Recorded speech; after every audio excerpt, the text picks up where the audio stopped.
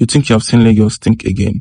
Welcome to Takwa Bay Beach, a hidden paradise, just minutes away from the city chaos. From sky, everything changes. The wave crash softer, the shoreline stretches endlessly, and life feels different.